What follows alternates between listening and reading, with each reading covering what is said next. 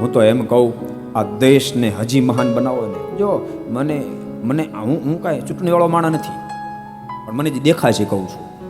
નતર અવળું માન છે પાછા. મને દેખાય કહું છું. અહીંયા બેસીને સાંભળનારને કહું છું, ગુજરાતમાં બેસીને સાંભળનારને કહું છું, રિલાયન્સના માધ્યમથી આખા દેશમાં બેસીને સાંભળનારને કહું છું. મને જે દેખાય એ કહું છું.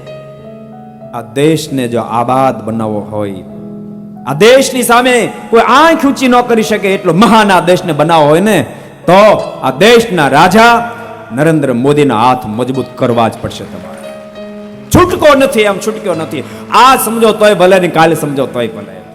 ફરીને કહું છું ભક્તો, હું આ પક્ષ એમાં હું એકેયમાં માનતો નથી. મને તો આ મારા દેશનું જે રૂડું કરે ને એ જ મારો પક્ષ હોય છે.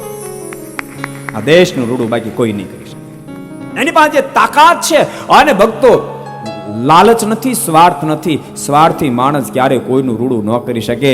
અમારા મોદી સાહેબને એક લેશ માત્ર સ્વાર્થ નથી, કારણ કે એને આગળ પાછળ કાંઈ ચિંતાય નથી. એને ચિંતા બસ મારો દેશ મહાન બને, એક જ ચિંતા છે. બાકી આગળ પાછળની કાંઈ ચિંતા નથી. જેથી કરીને ભેગું કરે. માટે રિક્વેસ્ટ, जितना सांभळता हो, जो सुन रहे हो, सभी को मेरी रिक्वेस्ट है, दुनिया के कोई भी स्थान में सुनते हो, सबको मेरी रिक्वेस्ट है कि मोदी साहब का हाथ मजबूत करो, मोदी साहब का हाथ मजबूत करो.